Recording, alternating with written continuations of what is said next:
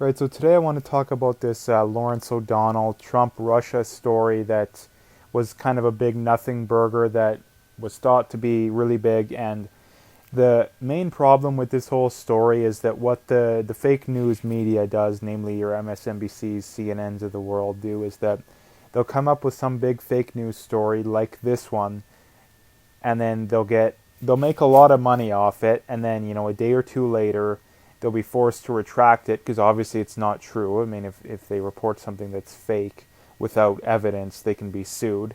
So they retract it. The problem being is that the damage is pretty much already done, and that people tend to make up their opinion. I mean, you look at the retweets on the initial tweet and look at the retraction tweet. I think there's about 4 or 5 times as many tweets from the initial tweet. So again, the lie goes all the way around the world while the truth is just getting going, or however that saying goes.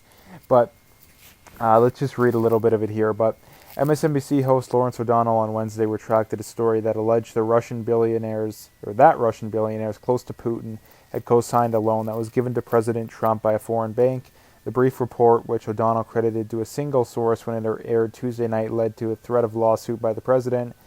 And yeah, that's basically the gist of the story. And obviously it was a lie, and that, again, it was billed as this big scandal, even though it obviously wasn't anywhere close to a big scandal, and it was a complete lie. But like I said, what they do is that it doesn't matter if these stories they report are true, because people don't really care about the truth. They care about what their emotions are telling them. And if people are just getting pumped full of this Trump is bad, Trump is horrible, Trump's evil, Trump's this, Trump's that, and they hear these stories and they don't really care about the retractions, because the retractions always come later, and they don't pay attention to that because they've already told all their friends, they've already talked about it, all this kind of stuff, and so the truth is ignored. It's not talked about. And that's how the mainstream media gets away with the fake news that they always promulgate.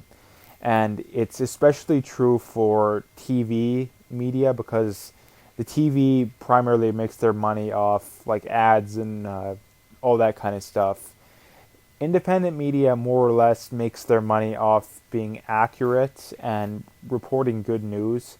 I mean, even though I disagree with a lot of people, I mean someone like the Young Turks wouldn't count because they've got a lot of money from YouTube. But people that get their money through basically the free market, if you want to call it that, people who make their living through donations, selling T-shirts, all that kind of stuff, those are the kind of news outlets you want to watch, because those outlets wouldn't exist if they weren't good, because if they weren't good, no one would give them money.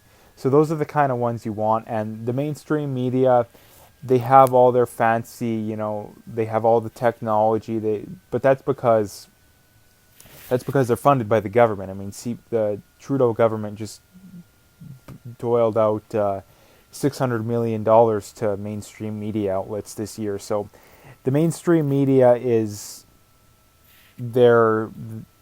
they don't do a good job, but they look so professional because they get a lot of money from taxpayer money, not because they are doing a good job. Independent media outlets do a good job because they're funded by the free market, basically. So that's kind of my whole point. When people talk about, well, who should you go to get your news from? As long as they're independent, and I mean truly independent, because a lot of people will claim independent when they're getting kickbacks, like the Young Turks, for example. Just because they're not on TV doesn't necessarily mean they're independent. Like I said, the best way to tell it would be to as long as you know that as long as they're getting money through donations or selling some sort of product or service, basically.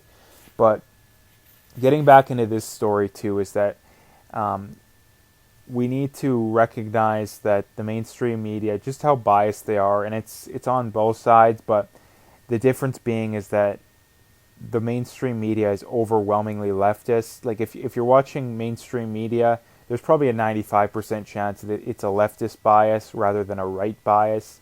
And I think the right is slightly more unbiased. Like if you look at a typical conservative and a typical liberal, because I don't think there's a huge difference, but I do think that it's a little bit different. And the main reason being is that to become someone on the right nowadays, you have to fight every predilection, every bias that you have, because like I always talk about in videos, the bias growing up in public schools and mainstream media and colleges, everything that's fed to kids and fed to you as you're younger. I mean, even public school. I mean, the teachers are overwhelmingly left. So to become someone on the right, you either had to have had a very strong genetic predilection, which is possible, but I would say about half and half of people who are on the right are people who have strong genetic predilections to be that way, and people who maybe they're moderate liberal, maybe they're inclined to be on the left, but they've swayed to the right because they've recognized the fake news, the contradictions, the lies of being on the left. And by being on the right, I don't necessarily mean being a neocon or any like a rhino, those kind of things. I know, because some people think about, when you hear right, you think of George Bush. That's not really what I'm talking about. I'm thinking more about conservatives that want the least amount of government as we humanly can possibly have, because that's what a true conservative is that they want to have the government operate and have the government control and have the least amount of power possible to run the show, basically. So I'll leave it there. I thought this was a pretty big news story, so I thought I'd make a video about it. So if you like the video, make sure to hit that like and subscribe, and stay tuned for more.